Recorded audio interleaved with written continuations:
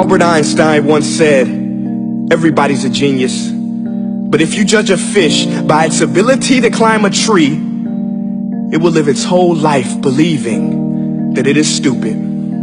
Ladies and gentlemen of the jury, today on trial we have modern day schooling. Glad you could come. Not only does he make fish climb trees, but also makes them climb down and do a 10-mile run. Tell me, school, are you proud of the things you've done? Turning millions of people into robots, do you find that fun? Do you realize how many kids relate to that fish? Swimming upstream in class, never finding their gifts, thinking they are stupid, believing they are useless? Well, the time has come, no more excuses. I call school to the stand and accuse him of killing creativity, individuality, and being intellectually abusive. He's an ancient institution that has outlived his usage. So, Your Honor, this concludes my opening statement, and if I may present the evidence of my case, I will prove it. Proceed. Exhibit A. Here's a modern day phone. Recognize it? Here's a phone from 150 years ago. Big difference, right? Stay with me. Here's a car from today, and here's a car from 150 years ago. Big difference, right? Well, get this. Here's a classroom of today, and here's a class we used 150 years ago. Now ain't that a shame? In literally more than a century, nothing has changed. Yet you claim to prepare students for the future? But with evidence like that, I must ask, do you prepare students for the future or the past? I did a background check on you and let the record show that you were made to train people to work in factories, which explains why you put students in straight rows, nice and neat, tell them sit still, raise your hand if you want to speak, give them a short break to eat, and for 8 hours a day tell them what to think. Oh, and make them compete to get an A. A letter which determines product quality, hence grade A of meat. I get it. Back then, times were different. We all have a past. I myself am no Gandhi.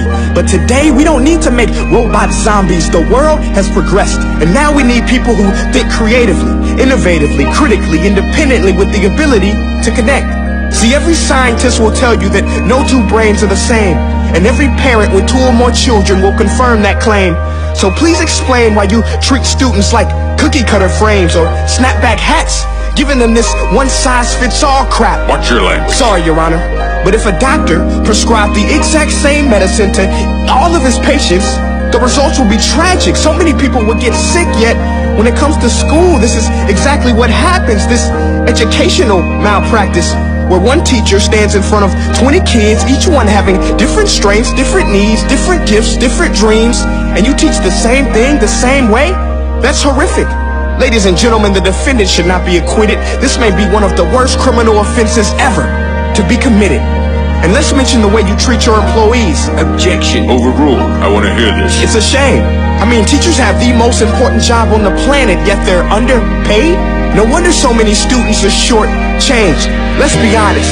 Teachers should earn just as much as doctors, because a doctor can do heart surgery and save the life of a kid. But a great teacher can reach the heart of that kid and allow him to truly live. See, teachers are heroes that often get blamed, but they're not the problem. They work in a system without many options or rights. Curriculums are created by policymakers, most of which have never taught a day in their life.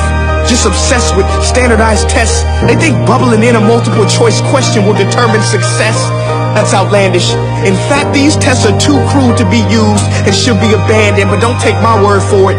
Take Frederick J. Kelly, the man who invented standardized testing, who said, and I quote, "These tests are too crude to be used and should be abandoned." Ladies and gentlemen of the jury, if we continue down this road, the results will be lethal. I don't have much faith in school, but I do have faith in people. And if we can customize healthcare, cars, and Facebook pages, then it is our duty to do the same for education, to upgrade it, change it, do away with school spirit, because that's useless. Unless we're working to bring the spirit out of each and every student, that should be our task.